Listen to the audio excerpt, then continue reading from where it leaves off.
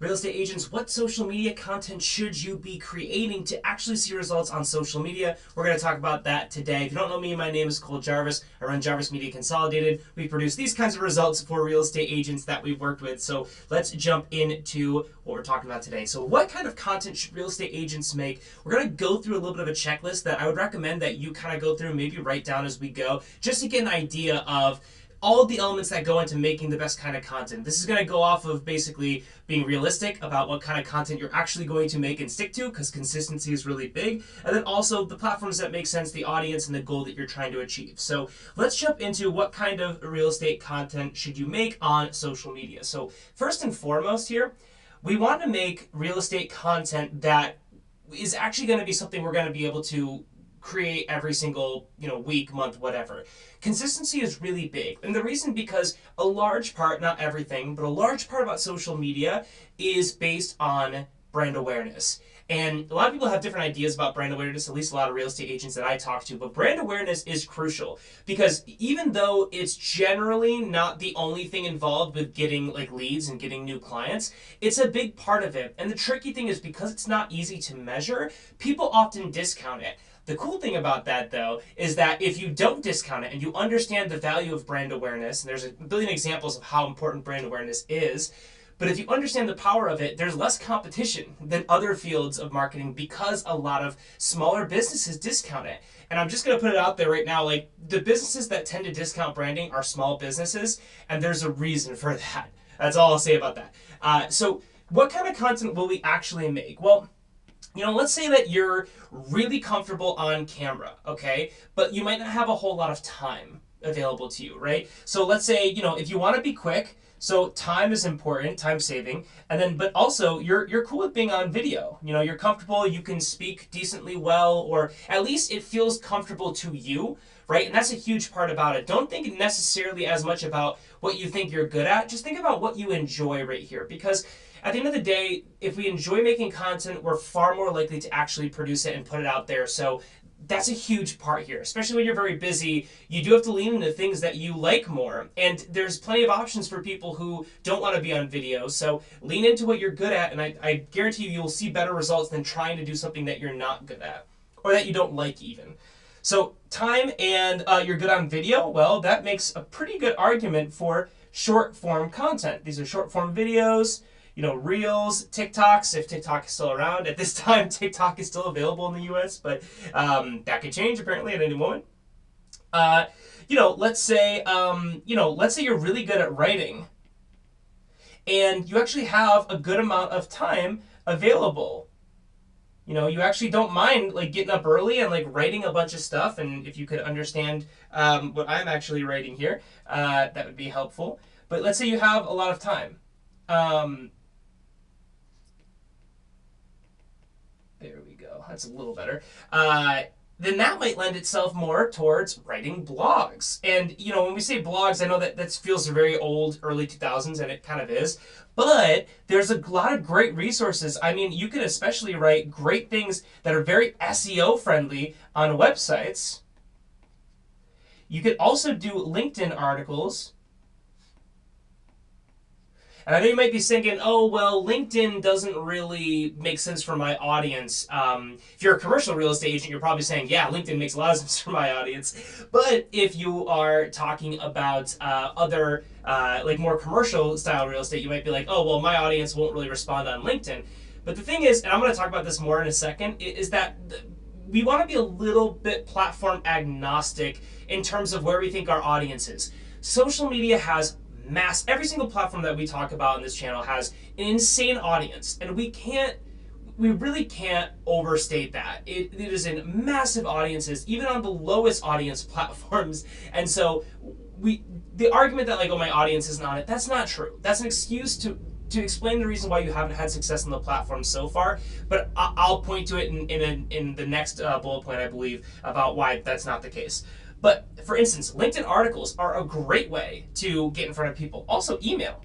You could write emails that are to your leads or to your prospective leads that are, talking about the market, talking about updates. A lot of people like to read these things and kind of use it as an excuse. It feels productive because let's say you're writing about the housing market in your local area and you're talking about updates and how interest rates impact that, or local things that you may qualify for that are relative to your market. I have a client right now who is based in New Jersey, and their location offers grants for first-time home buyers. So we make a lot of content that talks about those grants because it's so helpful and interesting, and it's kind of like a free discount code that doesn't really affect you as a real estate agent, but it still is a big, like, wow, if I provide somebody with this information, that might make them ready to finally buy or sell a house because they're like, wow, I want to take advantage of this before the grant goes away. Or, I've been saving for I've been looking for an extra 20%, and now I have that from this grant, and so now I'm ready to go buy, and this person told me, so I'm ready to work now.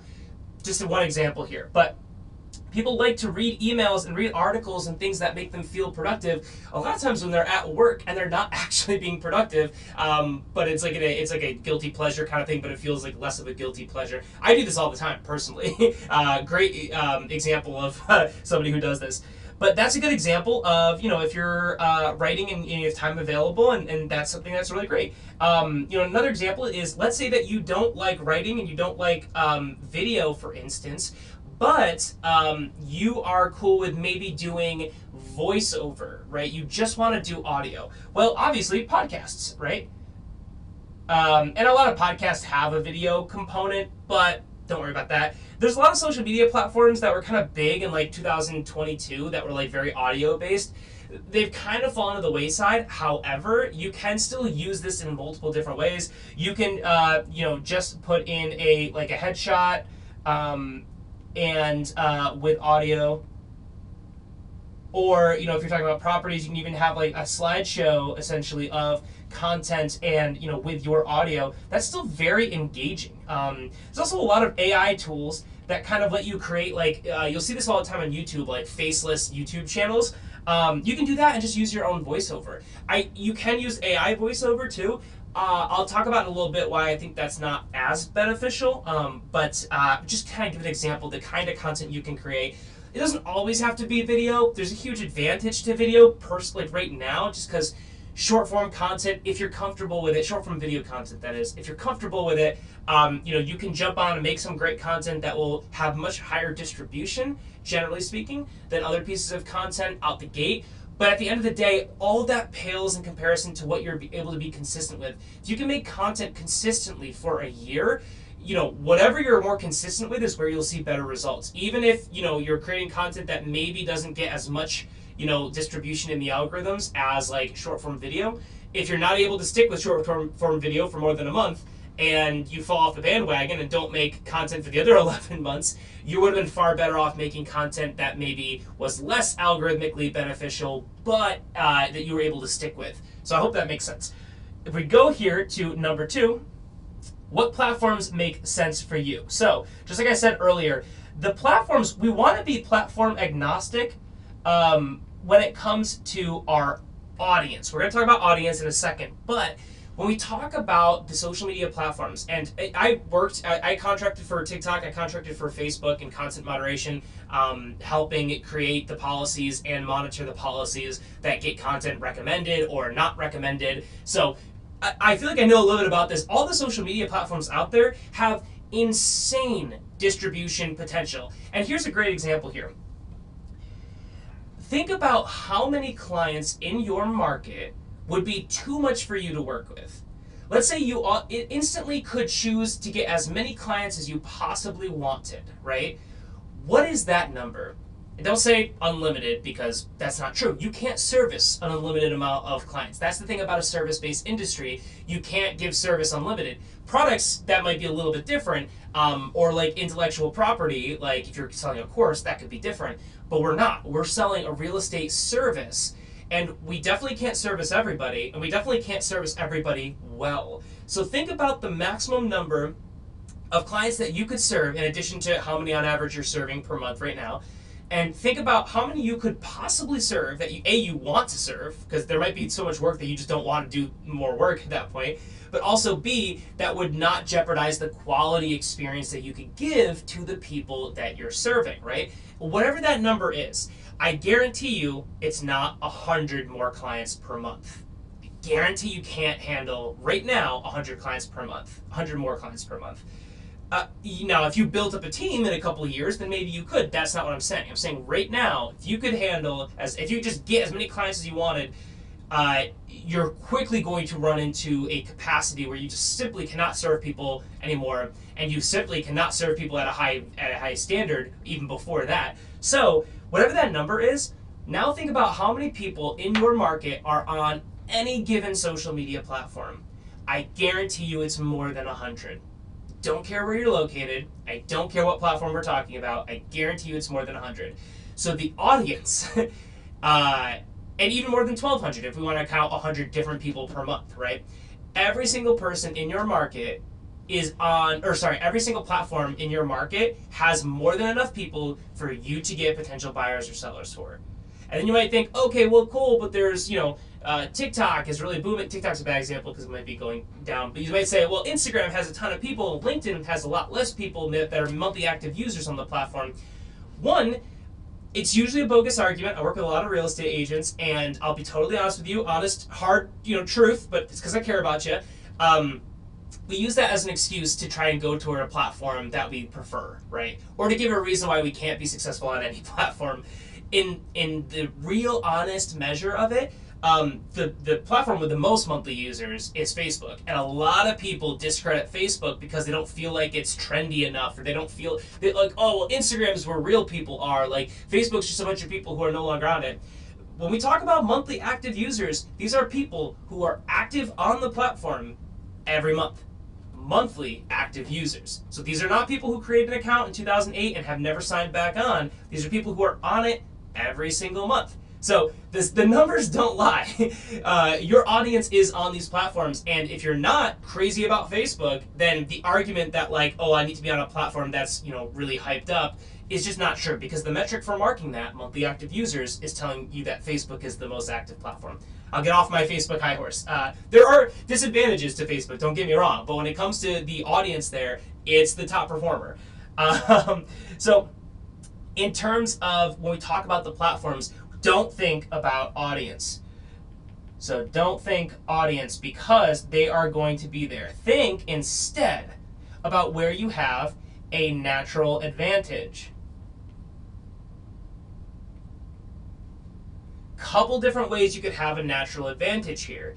You could think about equipment. If you have really great video or recording equipment, that might give you a little bit of an edge on platforms that are more video or photography, let's say, focused. If you have great audio equipment, maybe that's closer to platforms that are more audio focused, right? Or at least that have that functionality to create something that's just audio, focused, right? And kind of the best example, though, is the natural advantage is, where do you spend your time? The reason we say that is because we are on social media. Everyone's watching this is on social media in some way, shape, or form. If you're watching this on YouTube, you definitely are, because I consider YouTube to be a social media platform. If you're on social media, where are you active the most amount of time? And the reason why that's important is because your activity will guarantee your knowledge of it. So, if you spend 10 hours on something, or you spend 100 hours on something, naturally you are going to be more skilled, more aware, more conscientious of the thing that you spend the 100 hours on versus the 10-hour thing. And so when we talk about platforms, if you are never on Facebook or Instagram, but you're on YouTube all the time, you better be making YouTube content, because you understand the platform better. You might not think you understand it, but again, time doesn't lie, numbers don't lie. If you're spending all your time there, all your time on social media, on YouTube, you have more of a natural advantage there than you do on a brand new platform, no matter what shiny object syndrome is telling you. So your activity will give you a natural advantage for the platform, and that's where I think you should start, because no matter what, you're going to find your audience, okay? Based off the content you create, based off the fact that they are on the platform, or at least more than enough that you'll ever need is on the platform. And so we need to understand where we can actually find the tangible differences, and what you know about the platform is a tangible difference that we can start with, and that helps to inform us as to the best platform to be on from a tactical perspective. Number 3, your audience. So here's where we're talking about the actual audience that we want to focus on, because we're not talking about it in terms of your platform, and that doesn't dictate what platform you should be on, but your audience should dictate what kind of content you create. And not so much just your audience right now, because a lot of people might be saying, well, I only get like 10 or 20 views a video right now. That's totally fine.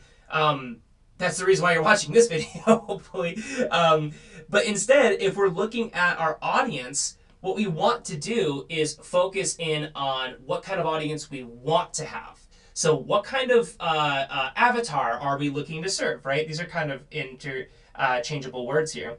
But like, for instance, if we want, home buyers only, that's going to be different content than if we want sellers. And then specifically, if we want downsizers, that's going to be different than first-time home buyers. I don't know why, but every time I write on the iPad, like I feel like my writing ability goes down like 18 grade levels. I feel like I'm like a fourth grader trying to write here. So no matter what that is, right? I worked with a real estate agent one time who was, his whole brand that he was trying to create was about being vegan, right? So he was going to appeal to people who were vegan. And that might feel like totally out of the blue, like how does that apply to stuff? But just keep in mind that people like to work with, folks who share similarities, who they know, like, and trust. And if you have shared values with people, then that will give you a natural edge, right? If you're in a motorcycle club, the chances of you getting a client from that motorcycle club are high because you share values, they know you better, and they see themselves in you, but then also you're around them. So, there are natural advantages there. So think about that when you're thinking about, the kind of avatar you want to serve. If your market specifically is really great with first-time homebuyers, or really big with downsizers, if you have a very much older population, or if you have people who, let's say you have beachfront property and people who are specifically trying to look at that, and you have a specific knowledge in beachfront property that maybe is an advantage, lean into that. Whatever that avatar is, that's going to lead into the kind of content you should create. What you want to do is create content pillars. And I don't want you to be too gung-ho about this, right? The reason why we want to have like 3 to 4 different general themes here is because when we create content, we're going to repeat ourselves a lot. That is okay. Actually, it's helpful. It's important that you do that because no one's going to see every single piece of your content. Even your most adamant, even your mom is not looking at every single piece of content, and that's your biggest fan, hopefully. So if you're creating content, then we're going to need to repeat ourselves because we want to get that message across to people so that they understand what our brand is about and who we're best serving and if we are a potential good fit for them. And so if we create content pillars, that's going to be based off of your avatar. Because if you're targeting first-time homebuyers, you probably don't want to be talking specifically about luxury property. Are there some first-time homebuyers who buy luxury property? Yes, but the Venn diagram is much smaller, right? When we talk about, first-time homebuyers, I'll just FT, and, luxury, that is the Venn diagram right here. That is the connection point. It is very, very small.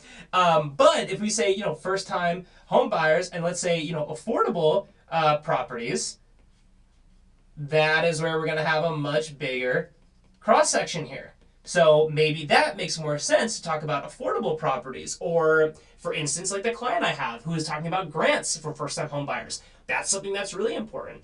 Tax advantages that people might not be aware of. Or, how basically you can maybe get into fixer-upper homes that are going to increase the equity and that can allow you to get a property that has some fix-up potential if you can't afford one that's, a turnkey property. So a bunch of different examples here that I highly recommend.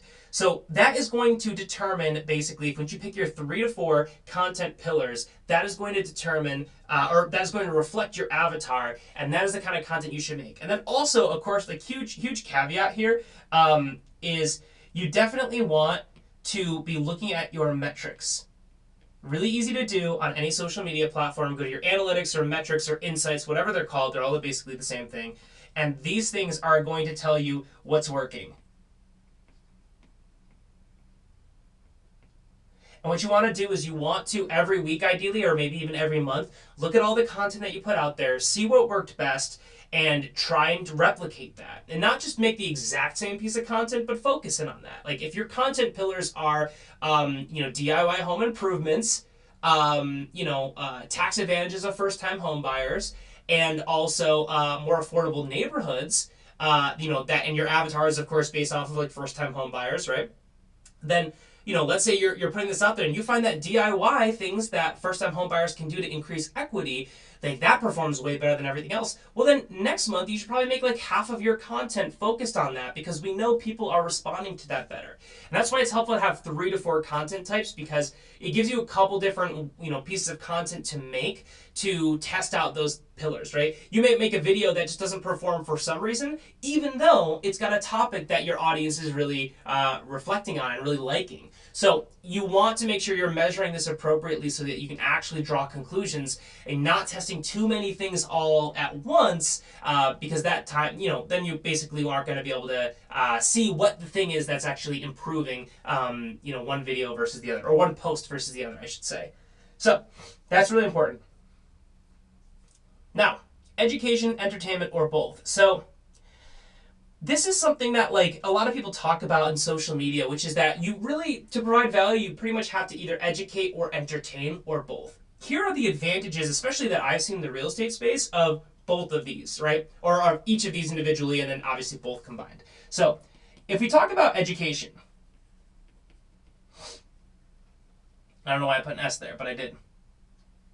If you talk about education, right, the advantage there is that it's kind of nitty gritty, right? And what I mean by that is that only the people who are far more warm, like only the warmer leads, are actually going to be interested in this. And basically the way it's going to work is that you're going to create a piece of content, right? Here's my little video, and this is me talking to the camera. And we put out our content, and the algorithms always test your content. Don't think that you are shadow banned. I guarantee you're not. I worked in content moderation. You're not shadow banned. That's an excuse. Get that out of your head. If you're creating content, it's going to test it with audiences, right? It's going to test it to people who enjoy your content in the past, right? And if that works, if let's say a lot of these people like it, like a good percentage of it, then they're going to start showing it to more and more people who are like that, but also kind of are more on the outer skirts of like the folks who you are targeting, right? Who, basically what I mean by that is like if you have some people who like your content every once in a while, they're going to see your content only if it gets through this first kind of like barrier here, right? So we want to kind of think about this as like, this is section 1, this is section 2, and then this is section 3. And then once we get, a lot of approval there, and then maybe only a few people don't like it, right? Then we're going to start to go out in every single direction. That's how ultimately, if that trend keeps going, your content can go viral. Social media doesn't just put out videos or put out posts to folks, just randomly. It's all scientific. It's all based off of probabilities and mathematics, that if they put your video or you put your post in front of somebody, it's going to keep them on the platform longer, which means they'll get served more ads, which means the platform will make more money. That's the entire thing in a nutshell. So if you have educational content, you're going to get in front of warmer people. Now that might mean you get less viewers, and I actually guarantee that it probably will. But here's the thing. Do you want 100 great leads? And this is like theoretical. I'm not saying that people who see your posts are automatically leads. They're not. But let's say, but for like practicality purposes, do you want 100 great leads? Or do you want 1,000 okay leads? Man, I cannot write today. I apologize.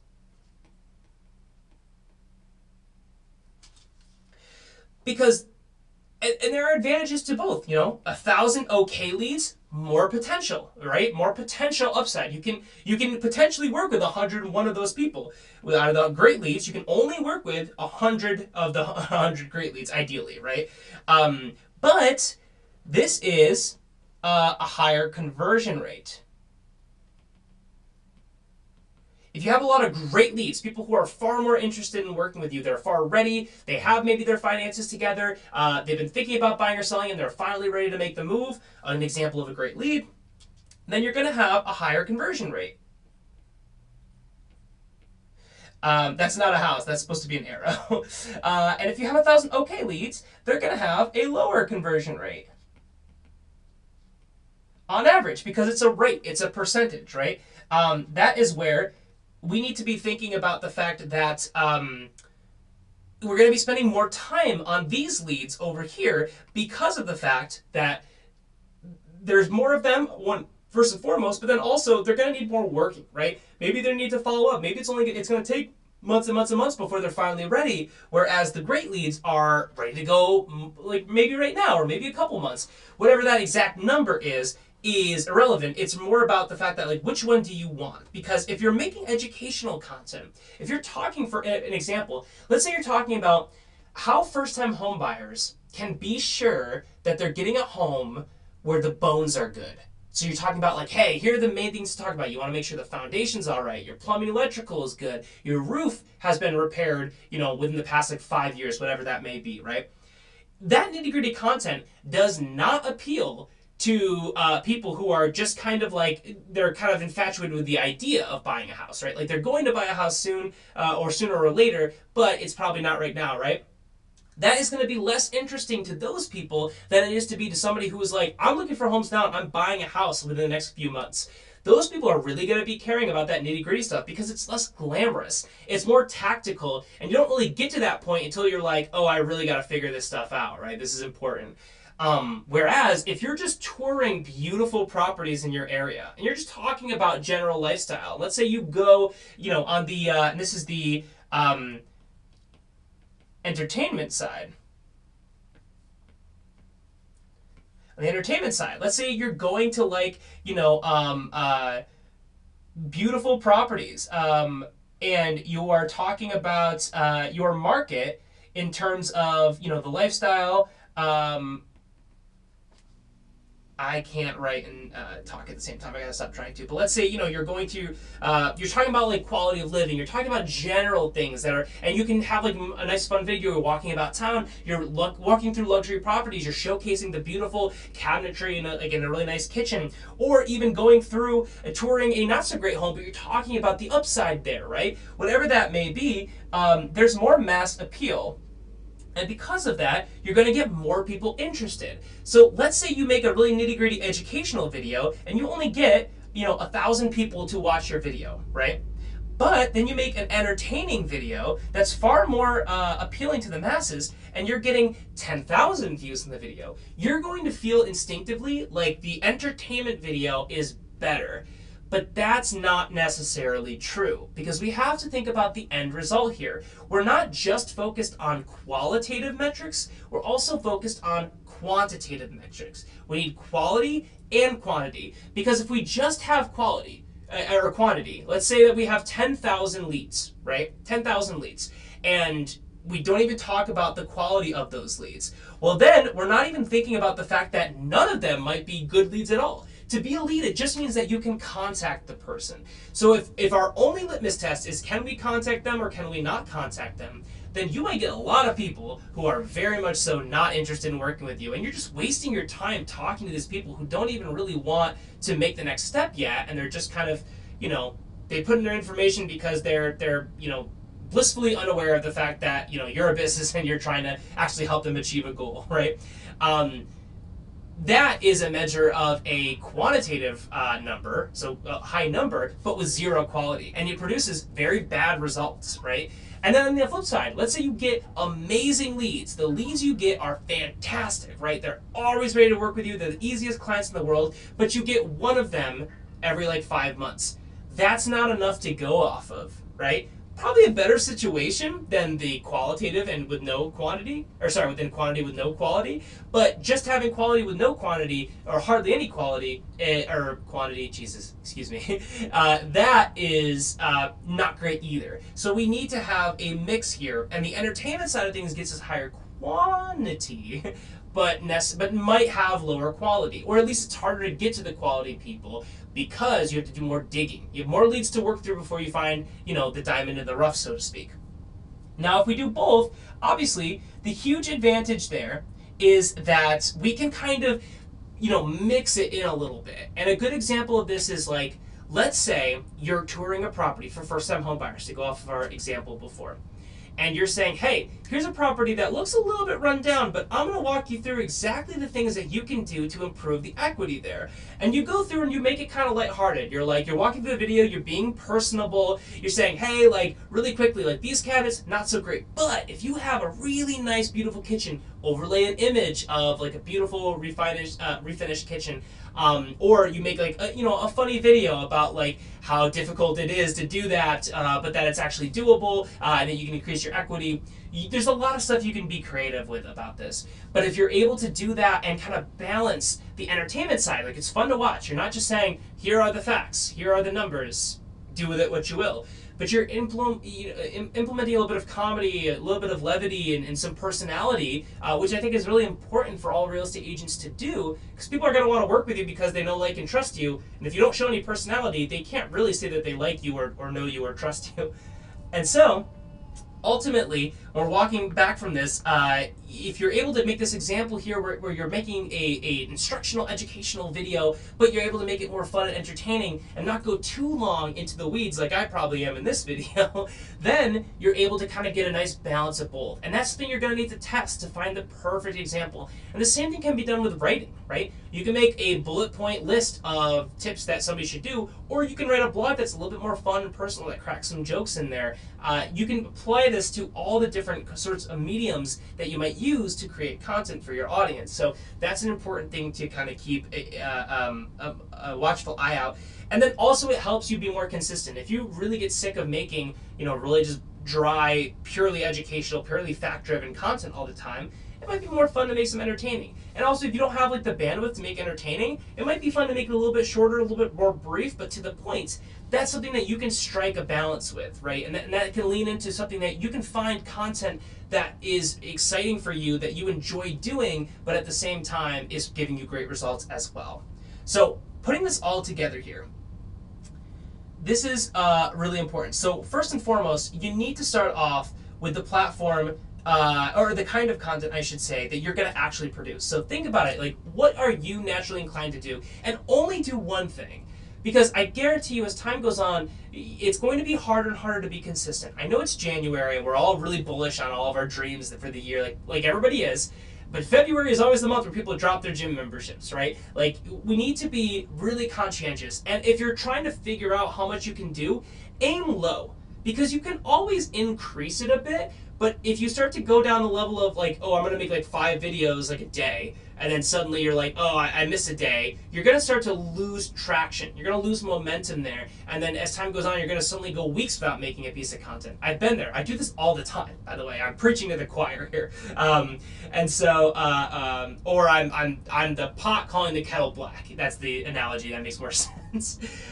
So just be honest with yourself and be a little bit more conservative if you have to. You can always bump it up once you kind of, get some videos or some posts under your belt. So be conscientious of what you can do, what you like to do, and what you'll stick with. Then, next, platforms that make sense. Obviously, what platform are you on? I think that's the best litmus test. If you're on a platform more than every other platform, just do that one. 99 times out of 100, you're going to have a better result there. You're just going to be naturally better inclined to make more content there. Your audience. Who do you want to work with? Who are you trying to target? Because whoever that person is, your content is going to be based off of that.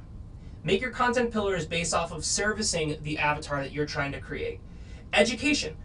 When we are actually focusing on education, entertainment, or a combination of both, again, what are you going to be able to do? And it's not like you can't, pivot later on. It's probably best to test out the different levels of this. But just know that there are advantages and disadvantages to both, and be aware of that. If you're getting a ton of views in the video, make sure that you understand and you can track how good they are. And I think the best way to do that is, if you're posting and you're getting a massive amount of views, are you getting anybody who is expressing interest in working with you? They might not immediately be like, I want to work with you right away and put that in your comments or your DMs, but are people asking questions that are relevant, that home buyers or potential clients often ask? Or are they expressing enough interest to ask can you make a video about this? Or can you make a video about this?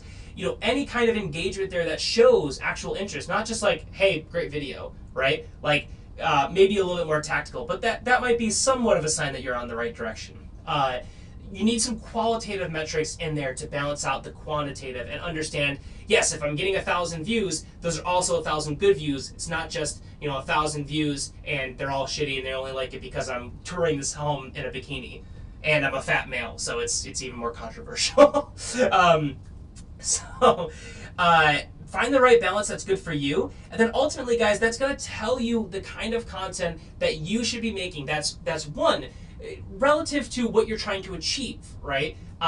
It's likely based off of data, right? That we're actually going to be tracking our results here and looking at our metrics to see what kind of things are going to be moving the needle for us that actually matter.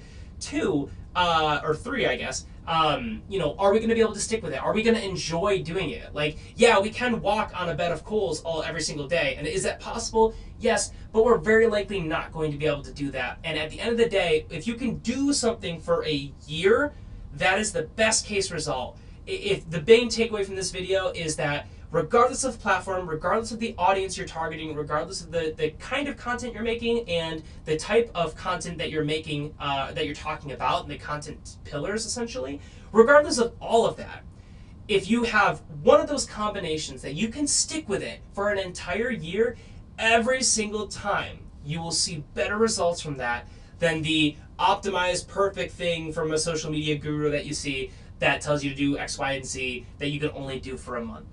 Hope that was helpful, and I will see you guys in the next video. Bye.